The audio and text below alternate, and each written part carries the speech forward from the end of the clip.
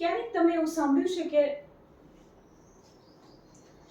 વર્ષોથી આ હેતુ માટે હું પ્રાર્થના કરું છું, પણ મારી પ્રાર્થનાનો ઉત્તર મને મળતો નથી? એવું સાંભળ્યું છે? આપણે કેટલા ભાગમાં વહેંચાયા છીએ? બે ભાગ. બે ભાગ કયા? એક આપણું શરીર અને એક આપણો આત્મા. એક રૂપલબેન કે છે એક આપણું શરીર અને આત્મા. આપણે ત્રણ ભાગમાં ટોટલી વહેંચાયેલા છીએ. આત્મા, મન અને શરીર એ ત્રણ ભાગમાં વહેંચાયેલું છે. હવે આપણી મોટા ભાગની પ્રાર્થનાઓ મનમાંથી થાય છે અને મનમાંથી થતી પ્રાર્થનાનો ઉત્તર આપણને મળતો નથી. હવે ખોલો ને 1 થેસલોનિકા 5:23. શાંતિદાતા પરમેશ્વર પોતે તમને સંપૂર્ણપણે પવિત્ર બનાવો અને આપણા પ્રભુ ઈસુ ખ્રિસ્તના આગમન સમયે તમારા આત્મા, મન અને દેહને પૂરેપૂરા નિર્દોષ રૂપે સાચવી રાખો. એટલે બાઇબલમાં લખ્યું છે કે આપણે ત્રણ ભાગમાં વહેંચાયેલા છે: આત્મા, મન અને શરીર. બરાબર? હવે આત્માની અંદર શું છે, મનની અંદર શું છે, એ આપણે આજે જોવાનો પ્રયત્ન કરીએ. અહીંયા બેઠેલી એક વ્યક્તિની અંદર તમારી પાસે આત્મા છે? ઓફકોર્સ. આત્મા છે? પ્રવીણ છે? યસ. તમારી પાસે આત્મા નથી, તમે આત્મા છો. ઓકે. તમારી પાસે આત્મા નથી, તમે આત્મા છો. પ્રભુ આત્મા, પ્રભુ પોતે આત્મા, દેવદૂતો પણ આત્મા, શૈતાન પણ આત્મા, હું ને તમે પણ આત્મા. એટલે કે પૃથ્વી પર આત્માને કામ કરવું હોય તો દેહ ધારણ કરવો પડે. દેહ વગર આત્મા કામ કરી શકે નહીં. પૃથ્વી પર સદેહે હતા ત્યારે ઈસુએ કેટલા બધા અબદૂતો કાઢેલા. એ અબદૂતો કોના શરીરમાં હતા? માનવના શરીરમાં હતા. એ માનવના શરીરમાં રહીને એ આત્મા એની પાસે અલગ અલગ કામ કરાવે. ગુસ્સો કરાવે, વ્યભિચાર કરાવે, અલગ અલગ કામ કરાવડાવે. વ્યક્તિને કરવું નથી, પણ કારણ કે એ આત્મા અંદર છે એટલે એ આત્મા એની પાસે એ કરાવે. ટૂંકમાં આત્માને કામ કરવું હોય તો શરીરની જરૂર પડે. શરીર વગર આત્મા કામ કરી શકે નહીં. અને એ આત્મા તમારી પરમિશન વગર તમારી અંદર દાખલ ના થઈ શકે. જો તમારી પરમિશન હોય તો જ એ તમારામાં આવે અને તમારામાં એ કામ કરે. હવે એ ઈસુને જ્યારે સ્વર્ગમાંથી પહેલી વાર પૃથ્વી પર આવવાનું હતું ત્યારે એમને પણ માતા મરિયમની કુખની જરૂર પડેલી. કહેવાનો મતલબ શરીર વગર આત્મા કામ કરી શકે નહીં. ઝરીના, તમારી પાસે આત્મા છે? છે. દિવ્યા, તમારી પાસે આત્મા છે? તમારી પાસે છે? નો, યુ આર આત્મા. અમે આત્મા છીએ. તમે આત્મા છો. આત્મા પાસે એક મન છે. આત્મા પાસે એક મન છે અને આ આત્મા મન સાથે શરીરની અંદર રહે છે.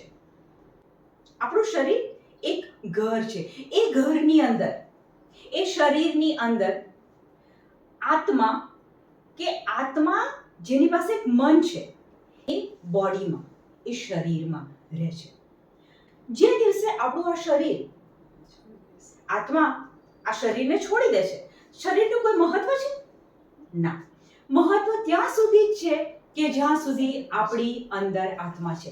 તમને ને મને જે નામ આપવામાં આવે છે ને, એ નામ પણ આ શરીરને નથી, એ આત્માને નામ આપવામાં આવ્યું છે. હવે એનાથી એક સ્ટેપ આગળ જવાની કોશિશ કરીએ.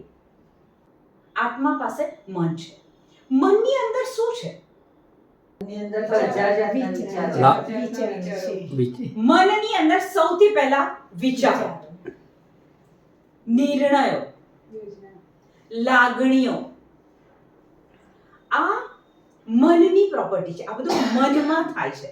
લાગણીઓ, વિચારો, નિર્ણયો, બુદ્ધિ, તર્ક વિતર્ક, આ બધું મન. સ્પર્શ, સ્વાદ, સ્મેલ, શ્રવણ શક્તિ અને દ્રષ્ટિ. 5 આપણે ઇન્દ્રિયો ગણી. તો આત્માની અંદર શું છે? શ્રદ્ધા. Is that clear? ચલો, આજે આ એક પ્રાર્થનાનું આપણને મેં કીધું કે જવાબ નથી મળતો, તો એ ક્યાં આપણે ગોથા ખાઈએ છીએ એના પર હું તમારું થોડું ફોકસ નાખવા માંગુ છું.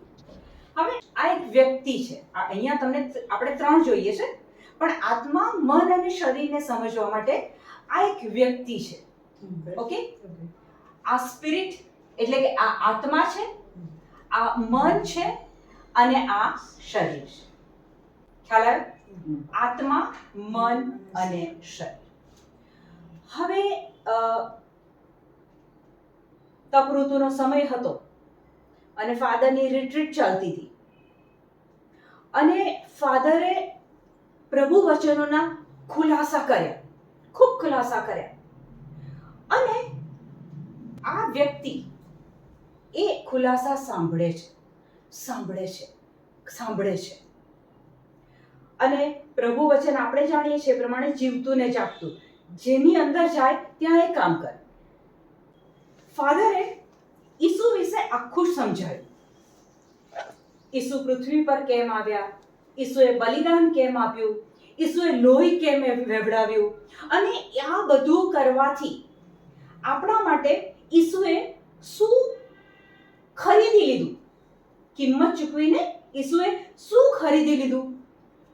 પૃથ્વી પરનું તંદુરસ્ત જીવન, શાંતિપૂર્વકનું જીવન, સ્વર્ગીય જીવન, ઈસુએ એમની કિંમત ચૂકવીને આ બધું ખરીદી લીધું.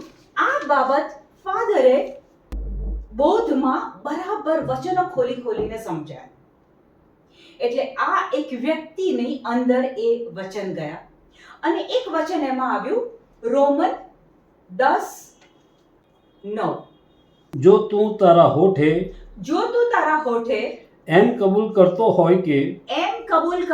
હોય કે ઈસુ પ્રભુ છે અને તારા અંતરથી એમ માનતો હોય કે જો તું એમ માનતો હોય કે તેમને ઈશ્વરે મરેલામાંથી સજીવન કર્યા હતા તો તારો ઉદ્ધાર થશે. પાકો થશે.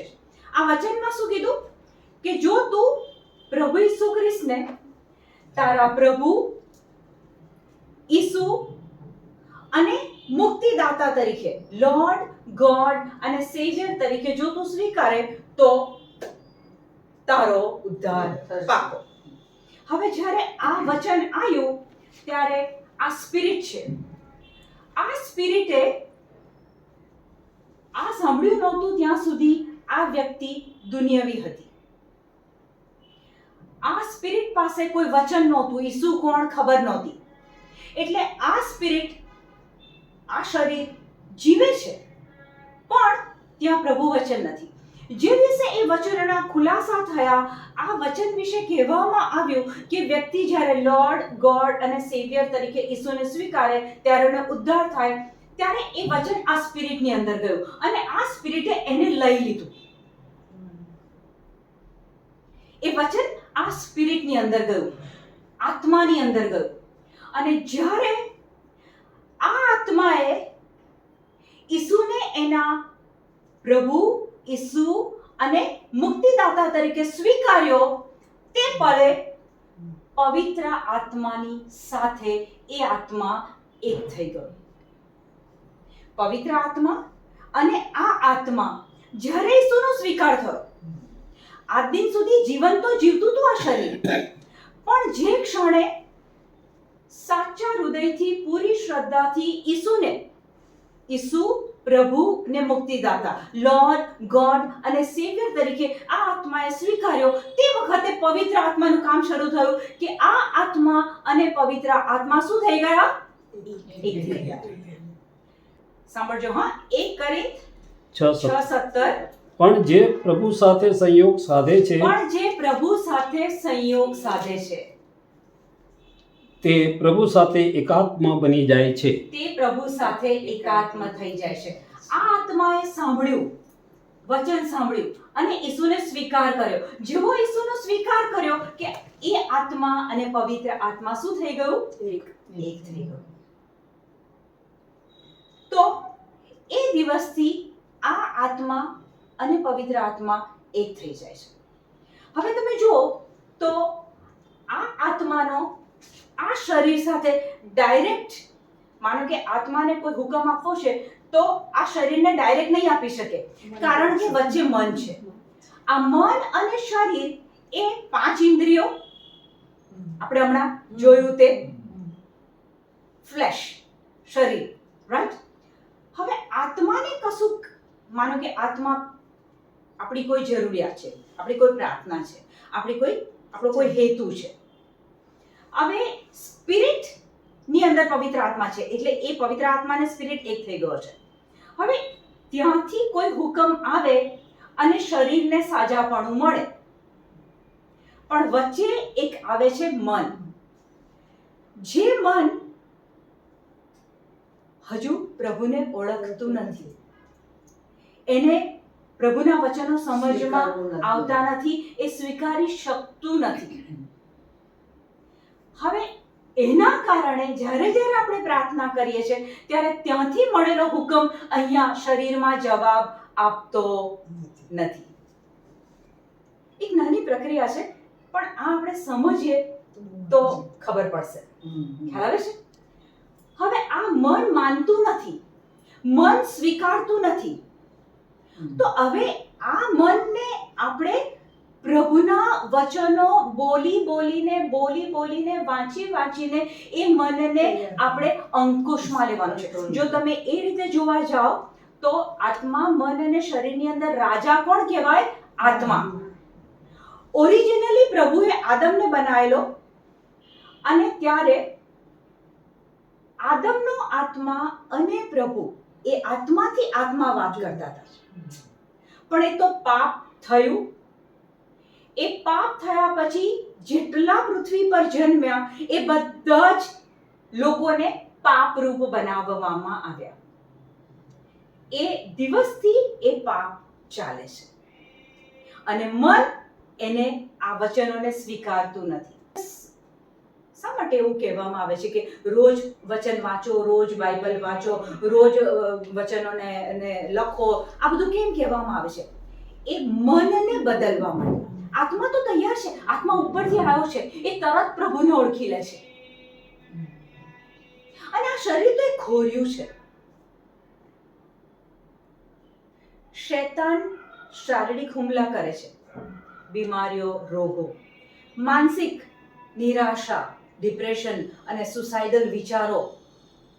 એ આ મન જ્યારે પ્રભુના વચનોને સ્વીકારતું થઈ જાય, પ્રભુના વચનને વશ થાય, ત્યારે ત્યાંથી હુકમ મળે અને સીધું અહીંયા પરિણામ આપણને જોવા મળે. ઓકે, હવે આપણે બેસવાના છીએ. ફાધરનો બોધ થયો અને આ આત્માએ સ્વીકાર કર્યો કે ઈસુ એ મારા લોર્ડ, ગોડ અને સેવિયર છે. હવે ફરીથી કદાચ જરૂર પડશે તો બોલાઈશ. બેસો. હવે એક ખોલો ને, 2 કોરિન્થ 5:17. જે કોઈ ખ્રિસ્તમાં વસે છે જે કોઈ ખ્રિસ્તમાં વસે છે તેનું નવેસર સર્જન થયું છે. તેનું નવેસર સર્જન થયું છે. જૂનું બધું ચાલ્યું ગયું જૂનું બધું ચાલ્યું ગયું અને જુઓ અને જુઓ નવું બની ગયું. નવું બની ગયું છે. બધું નવું બની ગયું છે. આ વચન કે છે જે કોઈ ખ્રિસ્તમાં વસે છે એનું જૂનું બધું ચાલ્યું ગયું અને જુઓ બધું નવું બની ગયું. હવે તમે ખ્રિસ્તમાં વસો છો, બરાબર? તમે ખ્રિસ્તમાં વસો છો તો તમારું પેટ જેટલું બહાર હતું એટલું જ બહાર છે. તમારો કલર જેવો હતો એવો જ છે. આંખનો કલર જેવો હતો એવો જ છે. બોડી જેવું હતું એવું જ છે. તો વચન કહે છે કે જે ખ્રિસ્તમાં વસે છે એનું જૂનું બધું ચાલ્યું ગયું છે અને બધું નવું થઈ ગયું છે. તો નવું ક્યાં થાય છે?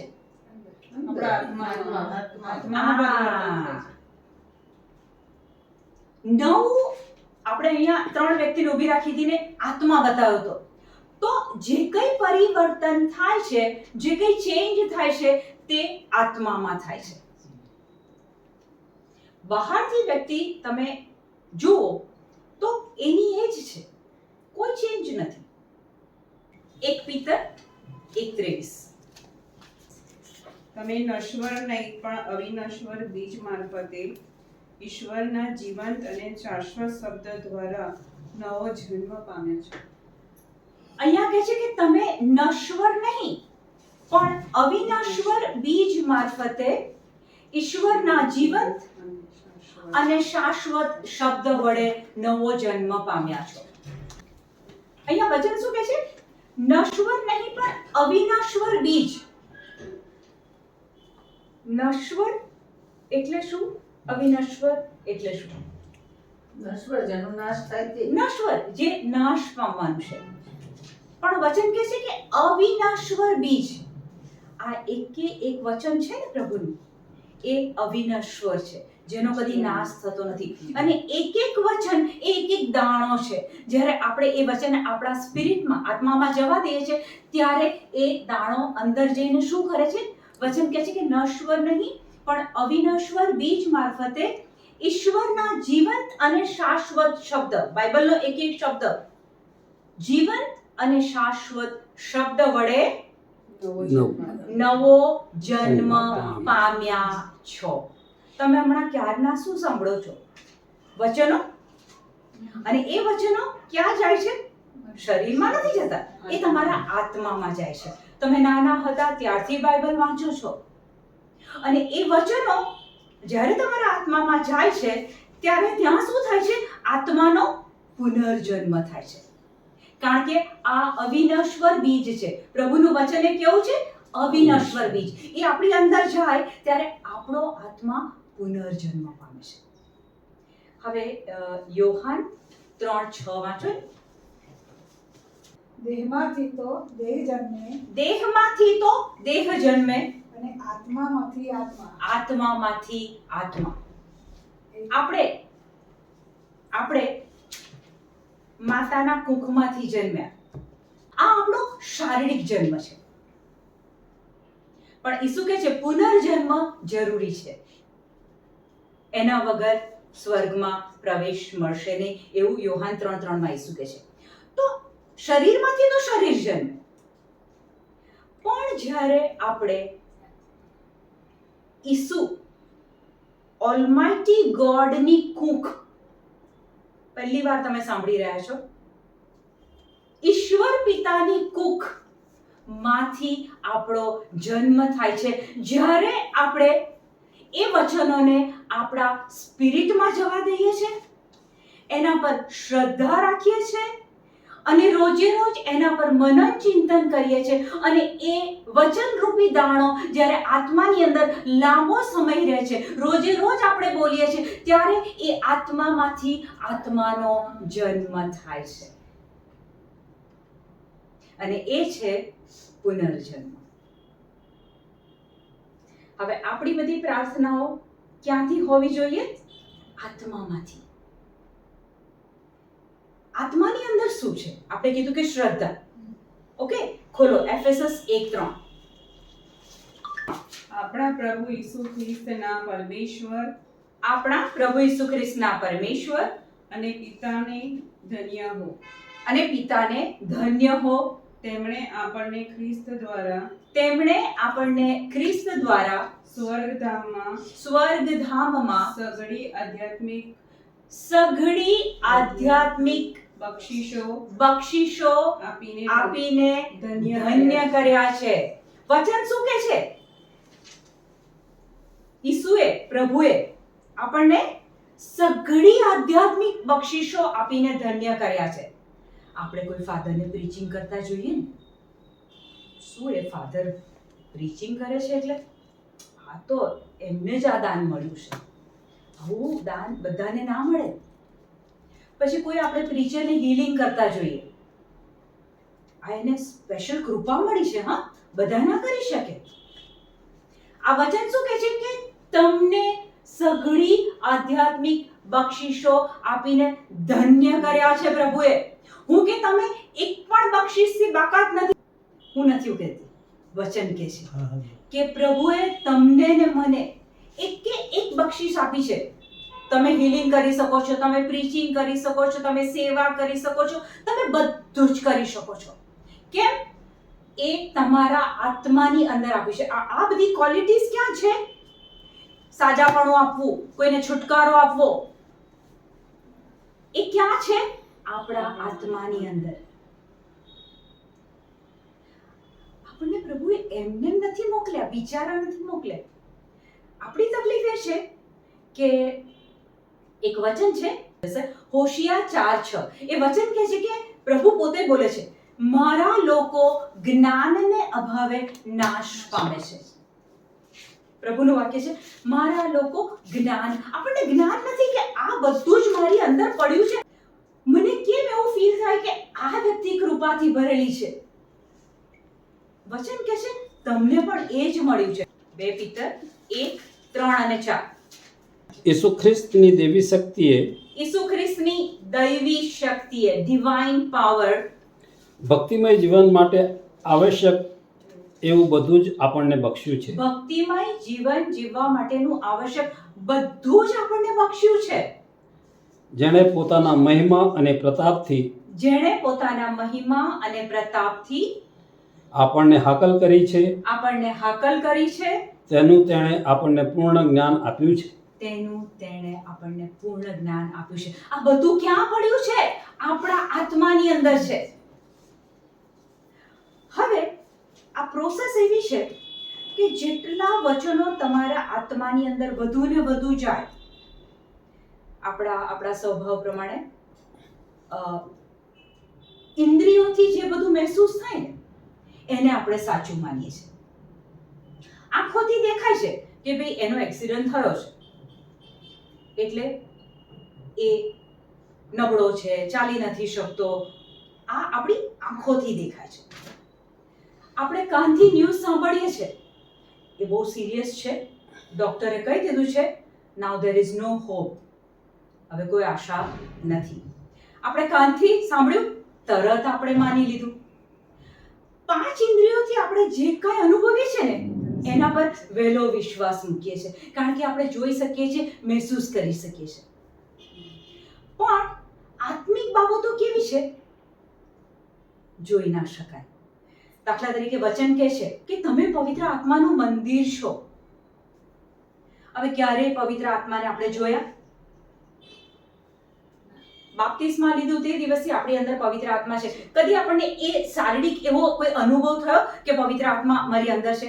હા, કોઈ જગ્યાએ પ્રેઝ એન્ડ વર્શિપ ચાલતી હોય, રિટ્રીટ ચાલતી હોય, મ્યુઝિક, બેન્ડ, ગીતો ગવાતા હોય પ્રભુના, અને ત્યાં તમને કદાચ ગુઝબમ્પ આવે કે ભાઈ યસ, એક ભક્તિમય તમને ફીલ થાય. પછી બીજા દિવસે તમે રિટ્રીટમાં ગયા અને એ અનુભવ ના થયો, એટલે તમે શું કહેશો? આજે પવિત્ર આત્મા વેકેશન પર ગયા છે. કેમ? કારણ કે તમને એ શારીરિક અનુભવ આજે ના થયો. આ અહીંયા આપણે કે પ્રભુને ઓળખવામાં અને પ્રભુએ જે બધું આત્મામાં મૂક્યું છે એને પ્રાપ્ત કરવામાં અહીંયા આપણે કાચા પડી જઈએ છીએ. કેમ કે આપણે ઇન્દ્રિયોથી જે થાય એને જ સાચું માનીએ છીએ.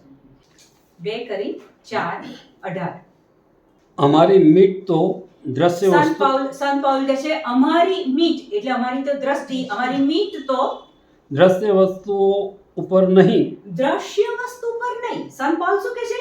અમારી મીટ દ્રશ્ય વસ્તુઓ પર નહીં પણ અદ્રશ્ય વસ્તુઓ પર મંડાયેલી છે, પણ અદ્રશ્ય વસ્તુ પર મંડાયેલી છે.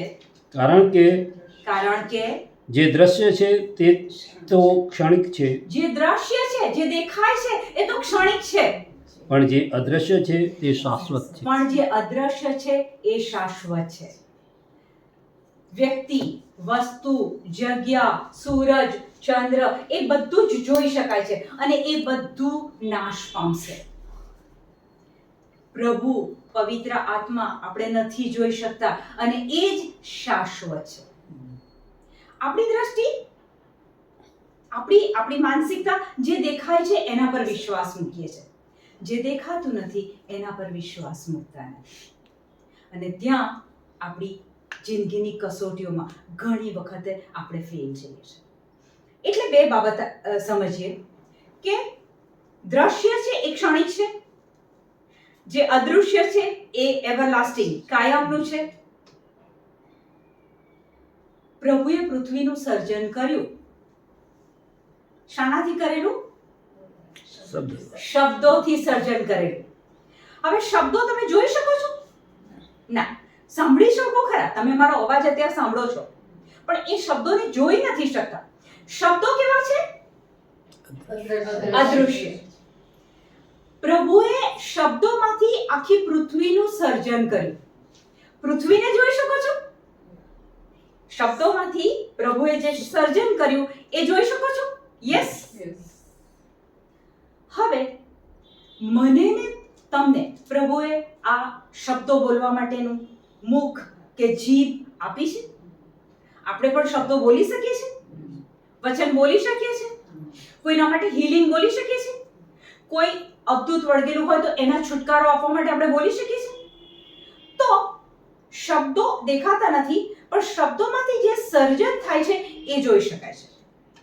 એટલે શબ્દો દુનિયાવી રીતે જો આપણે એને સમજવાનો કોશિશ કરીએ, શબ્દો એ મા બાપ છે અને એમાંથી જે સર્જન થાય છે એ બાળક છે.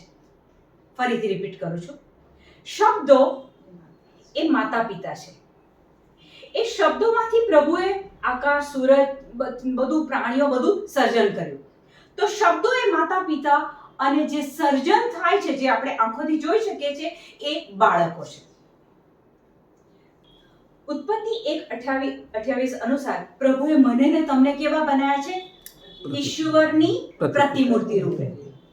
એટલે કે મારો આત્મા અને પ્રભુનો આત્મા ડિક્ટો સેમ. પ્રભુ પોતાના મુખમાંથી બોલે છે કે પ્રકાશ પ્રગટો તો પ્રકાશ પ્રગટે. પ્રભુ કહે છે કે પાણી છૂટા પડો તો છૂટા પડે, આકાશ અને સૂરજ ને ચંદ્ર થાવ તો થાય. તો એ જ આત્મા પ્રભુએ જો મને ને તમને આપ્યો છે. આ વસ્તુનું આપણને જો સ્મરણ હોય, આમાં વિશ્વાસ હોય, ઈસુને આપણે લોર્ડ, ગોડ અને સેવિયર સ્વીકાર્યા હોય, એ પવિત્ર આત્મા સાથે આપણો આત્મા એક થયો હોય, ત્યારે શબ્દો, આપણા મુખમાંથી શબ્દો નીકળે કોઈ વ્યક્તિ માટે, સાજાપણા માટે. માર્ક 16 એમાં 17મા વચનમાં ઈસુ કહે છે, જેને જેને શ્રદ્ધા હશે, બધા નહીં કરી શકે.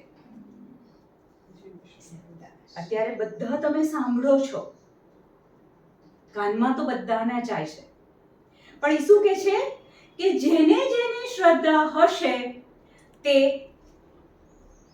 નોખી નોખી ભાષા બોલશે, કોઈના માથા પર હાથ મૂકશે અને સાજાપણું મળશે, એ અબદૂત કાઢી શકશે, ઝેરી પીણું પીશે તો એને અસર નહીં થાય. પણ અહીંયા કેટેગરી એક સ્પેશિયલ કૌંસમાં મૂકી દીધી છે. આપણે બીજા લોકોને જોઈને કેમ ઇમ્પ્રેસ થઈ જઈએ છે? અરે યાર, એ સાજાપણું આપે છે, એ તો કેવું પ્રીચિંગ કરે છે. પ્રભુએ એક કેટેગરી મૂકી છે, જેને જેને શ્રદ્ધા હશે તે જ કરી શકશે, બધા કરી શકશે નહીં. અને શ્રદ્ધા ક્યાં છે? આત્મામાં. બહાર લેવા જવાની જરૂરત જ નથી. શ્રદ્ધા આપણી અંદર છે. તો પછી આપણે શ્રદ્ધા વધારવી હોય તો એક સરસ વચન છે, રોમ 10:17. ખ્રિસ્ત વિશેનો સંદેશો સાંભળવાથી આપણી શ્રદ્ધા વધે છે. અંગ્રેજી બાઇબલ કહે છે કે faith comes by hearing and hearing by the word of God. બે વખત અંગ્રેજીમાં બે વખત આ શબ્દ છે. faith comes by hearing and hearing. આ બે વખત જે હિયરિંગ આવે છે એના 2-3 મીનિંગ આપણે લઈ શકીએ કે કોઈક બોલે છે અને આપણે સાંભળીએ છીએ. હું બોલું છું ને હું પણ સાંભળું છું. વચન જ્યારે હું બોલું છું ત્યારે હું જ બોલું છું અને મને પણ સંભળાય છે. તો શ્રદ્ધા કેવી રીતના વધે? જ્યારે તમે વચનો બોલ બોલ બોલ કરો, ખ્રિસ્તના સંદેશા સાંભળો કે બોલો, જ્યારે સતત તમારા કાનમાં જાય, એ વચનો તમારા સ્પિરિટમાં જાય કે જ્યાં ઓલરેડી પ્રભુએ શ્રદ્ધા મૂકેલી છે, ત્યારે એ શ્રદ્ધામાં વચનો દ્વારા શું થાય છે? વધારો થાય છે. ઓકે, એટલે આપણી પ્રાર્થના જનરલી મનમાંથી હોય છે. જો આત્માથી થાય, શ્રદ્ધાથી થાય તો એનો જવાબ મળે 7. હવે આ છેલ્લો પાર્ટ આપણે લઈએ. પણ મેં હમણાં 3 જણને ઊભા રાખ્યા હતા કે આત્મા તો સ્વીકાર કરે છે પણ મન એને સ્વીકાર કરતું નથી. એટલે એક સિમ્પલ રીતે એને દુનિયાવી રીતે જોવાનો પ્રયત્ન કરીએ ને તો આપણા ફ્લેટની ઉપર એક મોટી પાણીની ટાંકી હોય, પછી ત્યાંથી એક પાઇપલાઇન આવતી હોય અને પછી એ આપણા ઘરમાં રસોડામાં એનું કનેક્શન હોય. હવે તમારે રસોડામાં શાકભાજી ધોવું હોય તો તમે શું કરો છો? એ નળ પાસે જાઓ છો અને પછી hallelujah hallelujah, open the tap, open the tap, hallelujah હાલે, એવું કરો છો? ના, ખાલી એને નળ ખોલો ને પાણી આવી જશે. તમારા પક્ષે તમારો પ્રયત્ન શું કરવાનો છે? ઓલરેડી ટાંકી છે, ટાંકીમાં પાણી છે, ત્યાંથી તમને કનેક્શન પણ મળ્યું છે. તમારે પ્રયત્ન શું કરવાનો છે? ખાલી પેલો નળ ખોલવાનો છે. આત્માની અંદર બધું જ છે, સાજાપણું ને દૈવી શક્તિઓ ને બધું જ પડેલું છે. આપણે પેલો નળ કયો ખોલવાનો છે? મનનો.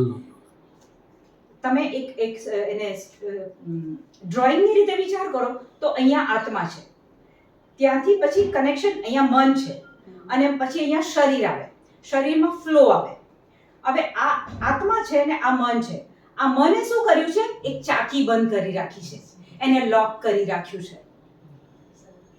વચનોને મન સ્વીકારે નહીં, માફી અપાતી નથી, પ્રેમ થતો નથી, સવારે ઉઠીને બાઇબલ વંચાતું નથી, વચનો બોલાતા નથી, એમાં શ્રદ્ધા નથી આવતી. અને એની સામે એ મનને જે ઇન્દ્રિયોથી અનુભવાય છે, પિક્ચરો બહુ ગમે છે, પોર્નોગ્રાફી બહુ ગમે છે, ન કરવાની બધી જ બાબતો જેમાં શારીરિક ઇન્દ્રિયોને આનંદ મળે છે એ બહુ ગમે છે. એટલે મજબૂત કોણ થાય છે? મન. જેને તમે વધારે પોષણ આપો, ખોરાક આપો, પાણી આપો, જે છોડની અંદર તમે વધારે ખાતર પાણી નાખો એ જ ઉગશે ને. એટલે દિવસે દિવસે મન હજુ જડ બને છે, વધારે પાક્કું થતું જાય છે. પણ એ મનને વચનો દ્વારા તમે ભરપૂર કરીને એ ચાકી ખુલી ગઈ તો આત્મામાંથી બધો જ ફ્લો શરીરની અંદર આનંદ, તંદુરસ્તી, શું કહે કે સાચું જીવન, માફી, બધું જ પ્રાર્થનામય જીવન, બધું જ શરીરમાં એ ફ્લો થશે. અટકેલું ક્યાં છે? પેલા મન પર. એ ચાકીને ખોલવાની છે આપણે. અને એ ચાકી આપણે રોજબરોજના જીવનમાં જેટલા વચનો વધારે સ્પિરિટમાં નાખીશું એ ચાકી ખુલી જશે. અને ત્યાંથી આત્મામાંથી થતી પ્રાર્થના સીધી જ પ્રભુ સાથે આપણો આત્મા તો પ્રભુ સાથે કનેક્ટેડ છે. આપણે એકચ્યુઅલમાં છે ને ઇન્દ્રિયોથી એટલા બધા ટેવાઈ ગયા છે ને, સવારે ઉઠવાનું એટલે એક રૂટીન ચાલુ કરી દેવાનું. એ ઓટો મોડ પર આપણું શરીર ચાલ્યા જ કરે છે. હા, જે દિવસે બીમાર પડે ને ત્યારે પ્રભુ યાદ આવે છે. એ શરીર નથી ચાલતું ને, આજે ઓફિસમાં રજા પાડવી પડી, અઠવાડિયું રજા પડી, બોસના 4 ફોન આયા, ત્યારે પ્રભુ યાદ આવે છે. પ્રભુ મને સાચું કરને, પ્રભુ મને સાચી કરને. ત્યાં સુધી આપણને પ્રભુની જરૂર નથી. પણ એકચ્યુઅલમાં તો આપણો જે આત્મા છે ને એ ઉપરથી આવેલો છે, એટલે એ આત્મા તો પ્રભુને ખૂબ જ ઝંખે છે. તમે સહેજ જ તમારા આજ પછીનો આ એક અનુભવ કરજો, એક અઠવાડિયા સુધીનો અનુભવ કરજો. તમારા રૂટીનમાંથી સ્પેશિયલ ટાઈમ કાઢજો. એક અઠવાડિયાની અંદર તમારામાં એટલું તમે ચેન્જ જોઈ શકશો કે આંખોથી ટીવી જોવાય છે, આ જીભથી દુનિયાભરની ફોન પર નિંદા થાય છે, અને આ જ ઇન્દ્રિયોને, આંખોને બાઇબલ વાંચવા માટે ઉપયોગ કરો, કાનને સંદેશા સાંભળવા માટે ઉપયોગ કરો, આ જીભથી વચનો બોલો. 1 વીક દુનિયાવી બાબતોને ઓછી કરી નાખો અને આને પ્રાયોરિટી આપો. જો તમારો આત્મા કેવો મજબૂત થાય છે. ઓકે, તો આત્મા, મન અને શરીર, થોડોક ખ્યાલ આવ્યો, થોડુંક સમજ પડી. આગળ ઘણા બધા એવા સમય આવશે કે જ્યારે આના ખુલાસા પ્રભુ આપણી આગળ કરશે. મન માનતું નથી, પણ મનને જ્યારે તમે વચનોમાં ગળાડૂબ રાખશો, આપણે બીજી ભાષામાં, આપણી રોજિંદી ભાષામાં કહીએ ને, બીજા દિવસે ચિકન બનાવવાનું હોય તો આગલા દિવસે મેરિનેટ કરી દઈએ છીએ, પછી બીજા દિવસે મસ્ત ચિકન બને. તો આપણા આત્માને વચનોમાં મેરિનેટ એવો તો કરીએ ને કે પેલા મનનું પછી કશું જ ના ચાલે. ઓટોમેટિક ટીવીની હેબિટ છૂટી જશે, બીજું બધું જ છૂટી જશે. રાઈટ? ઓકે, પ્રભુ તમારો આભાર માનીએ છીએ. તમે અમને આ વચનો દ્વારા આત્માને કેવી રીતના મજબૂત બનાવવો એ તમે આજે અમને શીખવ્યું. અમારા આત્મામાં પ્રભુ તમે સઘળી આધ્યાત્મિક બાબતો અને બક્ષિસો મૂકેલી છે, એમાંથી શરીર સુધી એ ફ્લો લાવવા માટે, અમારા મનને વચનોમાં મેરિનેટ કરવા માટે, વચનોમાં ગળાડૂબ કરવા માટે પ્રભુ અત્યારે તમારી પાસે એ કૃપા માંગીએ છીએ. પવિત્ર આત્મા, અમને મદદ કરો કે અમે વચનોમાં સતત રહી શકીએ. Thank you lord. આમેન.